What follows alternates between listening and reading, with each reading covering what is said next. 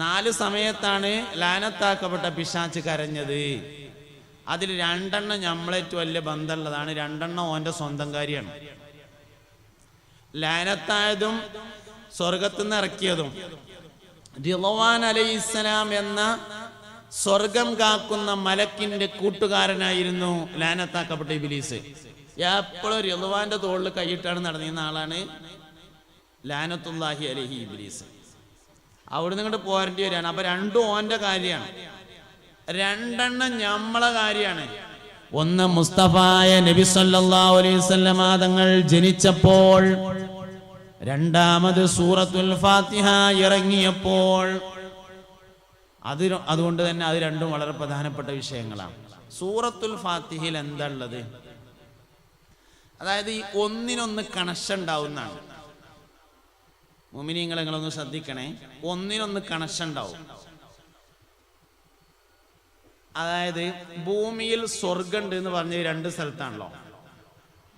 ഒന്ന് മാബൈന ഖബരി വ മിംബരി റൗളത്തും മിൻ റിയാദിൽ ജന്ന. എൻ്റെ ഖബറിന്റെയും എൻ്റെ മിംബറിന്റെയും ഇടയിലുള്ള സ്ഥലം സ്വർഗത്തോപ്പാണെന്ന് ഹബീബുനാ റസൂലുള്ളാഹി സ്വല്ലല്ലാഹു അലൈഹി വസല്ലം പറഞ്ഞു. ഭൂമിയിൽ സ്വർഗമുണ്ട് എന്ന് പിന്നെ പറഞ്ഞത് മജ്ലിസുൽ ഇൽമി റൗളത്തും മിൻ റിയാദിൽ ജന്ന. ഇൽമിന്റെ മജ്ലിസ് സ്വർഗത്തോപ്പാണ് എന്നാണ് പിന്നെ പറഞ്ഞത്. ഇത് 2 തമ്മിൽ എന്താ കണക്ഷൻ ഉണ്ട്. മുസ്തഫായ നബി സല്ലല്ലാഹു അലൈഹി വസല്ലം തങ്ങൾ ദർസ് നടത്തിയ സ്ഥലമാണ് വീടിന്റെയും മിമ്പറിന്റെയും ഇടയിലുള്ള സ്ഥലം. അത് മജ്ലിസുൽ ഇൽം തന്നെയാണ്. ഖബറിന്റെയും മിമ്പറിന്റെയും ഇടയിലുള്ള സ്ഥലം എന്ന് പറഞ്ഞാൽ മജ്ലിസുൽ ഇൽം തന്നെയാണ്. ഇതാണ് അത് തമ്മിലുള്ള ബന്ധം. അപ്പൊ ഒന്നിനൊന്ന് കണക്ഷൻ വേണം. അങ്ങനെയാണെങ്കിൽ മുസ്തഫായ നബി സല്ലല്ലാഹു അലൈഹി വസല്ലം തങ്ങൾ ജനിച്ചപ്പോഴും പിശാച് കരഞ്ഞു.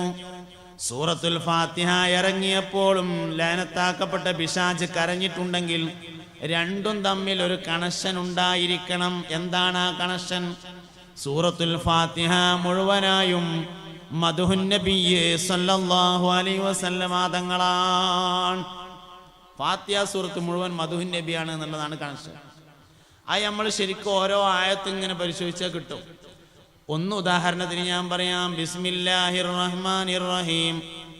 റഹ്മാനും റഹീമുമായ അള്ളാഹുവിന്റെ പേര് കൊണ്ട് ഞാൻ തുടങ്ങുന്നു. റഹ്മാനായ അള്ളാഹു എന്ന് പറഞ്ഞാൽ, റഹ്മാനായവൻ എന്ന് പറഞ്ഞാൽ റഹ്മത്ത് തന്നവൻ എന്നാണ് അതിന്റെ അർത്ഥം. റഹ്മത്ത് തന്ന ആൾക്കാണ് റഹ്മാൻ എന്ന് പറയാ, റഹ്മത്ത് തന്ന ആൾക്കാണ് റഹീം എന്ന് പറയാ. നമുക്ക് നൽകപ്പെട്ട ഏറ്റവും വലിയ റഹ്മത്ത് മുഹമ്മദ് നബിയാണ് സല്ലല്ലാഹു അലൈഹി വസല്ലം.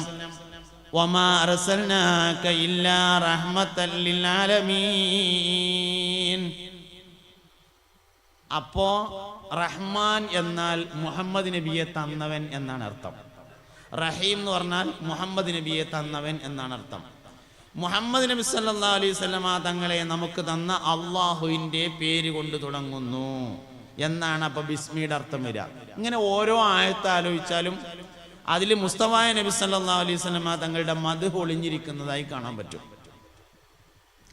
അതുകൊണ്ടാണ് സൂറത്തുൽ ഫാത്തിഹ ഇറങ്ങിയപ്പോൾ അവൻ കരയാനുണ്ടായ കാരണം, കണ്ണിന്റെ നേരെ ശൈത്താന് കണ്ടുകൂടാത്തത് ഒരേ ഒരാൾ മാത്രമേ ഉള്ളൂ. അത് മുഹമ്മദ് നബിയാണ് സല്ലല്ലാഹു അലൈഹി വസല്ലം. മുഹമ്മദ് നബിനെ കണ്ണിന്റെ നേരെ കണ്ടുകൂടാ എന്നതുകൊണ്ട് തന്നെയാണ് ശൈത്താനെ ഞമ്മക്കും കണ്ണിന്റെ നേരെ കാണാൻ പറ്റാത്തവനായത്. മുസ്തഫായ നബി സല്ലല്ലാഹു അലൈഹി വസല്ലം തങ്ങളെ അവന് ഭയങ്കര ദേഷ്യാണ്. നബി തങ്ങളെ കുറിച്ച് പറയുന്നതും കേൾക്കുന്നതുമെല്ലാം അവന് വലിയ ദേഷ്യമാണ്. ദീനിന്റെ പ്രധാനപ്പെട്ട ചില അടിസ്ഥാനങ്ങളെ നമ്മൾ മനസ്സിലാക്കുക. എന്താ മനസ്സിലാക്കേണ്ട അടിസ്ഥാനം എന്നറിയങ്ങള്? പരിശുദ്ധമായ ദീന് മുസ്തഫായ നബി സല്ലല്ലാഹു അലൈഹി വസല്ലം തങ്ങൾക്ക് 40 വയസ്സായപ്പോഴാണ് നൽകിയത്.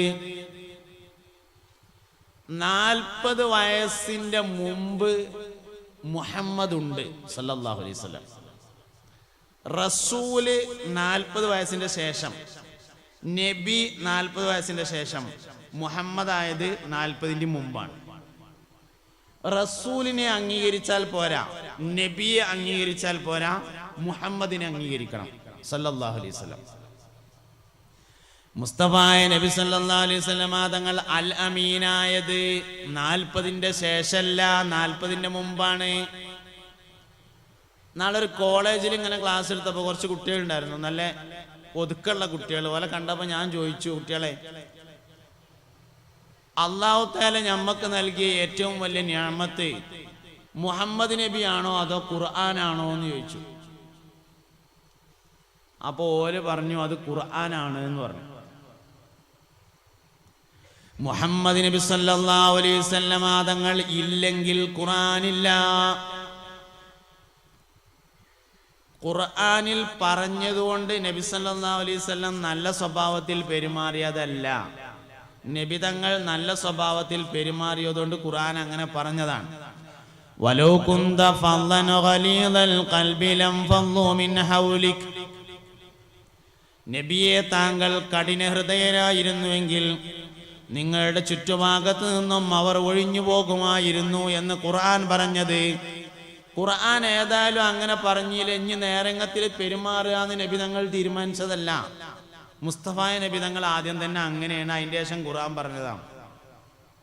വമാ അർസൽനാക ഇല്ലാ റഹ്മത്തൽ ലിൽ ആലമീൻ എന്ന് പറഞ്ഞതിന്റെ ശേഷം നബി തങ്ങൾ റഹ്മത്തുള്ള ആളായതല്ല. നബി തങ്ങൾ ആദ്യം തന്നെ റഹ്മത്തുള്ള ആളാണ് സല്ലല്ലാഹു അലൈഹി വസല്ലം. റമളാൻ മാസം എന്ന് പറയുന്നത് ഖുർആൻ ഇറങ്ങിയ മാസമല്ല. ബേജാറാണ്ട. റമളാൻ ഇറങ്ങിയത് റമളാൻ ഷരീഫ് ഖുർആൻ ഇറങ്ങിയ മാസമല്ല. റമളാൻ ഷരീഫ് ഖുർആൻ മുഹമ്മദ് നബിക്ക് ഇറങ്ങിയ മാസമാണ്. ഖുർആൻ അതിന്റെ മുമ്പ് ഇറങ്ങിയിട്ടുണ്ട്. ഖുർആൻ എന്ന് പറഞ്ഞാൽ അള്ളാഹുവിന്റെ കലാമാണ്. അള്ളാഹുവിന്റെ കലാം എന്ന് പറഞ്ഞാൽ അള്ളാഹുവിന്റെ ദാത്തിൽ നിലനിൽക്കുന്നതാണ്. അള്ളാഹു എപ്പോൾ ഇറങ്ങിയിട്ടുണ്ടോ അപ്പൊ ഖുർആൻ ഇറങ്ങിയിട്ടുണ്ട്. റമളാനിൽ എന്തുണ്ടായി? ഖുർആൻ മുഹമ്മദ് നബിക്ക് ഇറങ്ങാണ് ചെയ്തത്. റമളാൻ ഷരീഫിന്റെ പ്രത്യേകത ഖുർആൻ ഇറങ്ങി എന്നതല്ല, ഖുർആൻ മുഹമ്മദ് നബിക്ക് ഇറങ്ങി എന്നതാണ്. മുസ്തഫായ നബി സല്ലല്ലാഹു അലൈഹി വസല്ലം തങ്ങളുടെ ഏറ്റവും വലിയ മുഅ്ജിസത്താണ് ഖുർആൻ ഷരീഫ്. നബിയാണോ നബിയുടെ മുഅ്ജിസത്താണോ പ്രധാനപ്പെട്ടത്? മൂസാ നബിയാണോ മൂസാ നബിന്റെ വടിയാണോ പ്രധാനപ്പെട്ടത്? അല്ലാഹു തആല മൂസാ നബിക്ക് ഒരു വടി കൊടുത്തിരുന്നു. ആദം നബി അലൈഹി ഇസ്ലാം മുതൽ കൈമാറി വന്നൊരു വടിയായിരുന്നു അത്. മൂസാ നബി അലൈഹി ഇസ്ലാമിന്റെ അമ്മോഷൻ മുഖേനയാണ് ആ വടി മൂസാ നബി അലൈഹി ഇസ്ലാമിന് കിട്ടുന്നത്. ആടിനെ വെക്കാൻ വേണ്ടി പോയപ്പോ അമ്മോഷം കൊടുത്തതാണ് ഒരു വടി. അങ്ങനെ മൂസാ നബിന്റെ കയ്യിലെത്തി. പാരമ്പര്യമായി കൈമാറി വന്ന അള്ളാഹുവിങ്കിൽ നിന്നുള്ള ഒരു വടി മൂസാ നബിന്റെ കയ്യിലുണ്ടായിരുന്നു. മൂസാ നബിയാണോ വടിയാണോ ഏറ്റവും പ്രധാനപ്പെട്ടത്? അത് മൂസാ നബി തന്നെ നമ്മൾ പറയും. അതെന്താ? വടി അള്ളാന്റെ അല്ലാത്തോണ്ടാ. മുഹമ്മദ് നബി സല്ലല്ലാഹു അലൈഹി വസല്ലമയാണ് അള്ളാഹു നമുക്ക് നൽകിയിട്ടുള്ള ഏറ്റവും വലിയ നിഅമത്ത്. മുഹമ്മദ് നബി ഇല്ലെങ്കിൽ ഖുർആൻ ഇല്ല. മുഹമ്മദ് നബി ഇല്ലെങ്കിൽ ഖുർആൻ ഇല്ല. ആദം നബി അലൈഹി ഇസ്ലാമിനെ അള്ളാഹു പടക്കുന്നത് മുഹമ്മദ് നബിക്ക് വേണ്ടിയാണ്. ആദം നബി അലൈഹി ഇസ്ലാം ഭൂമിയിലേക്ക് വരുന്നത് മുഹമ്മദ് നബിക്ക് വേണ്ടിയാണ്.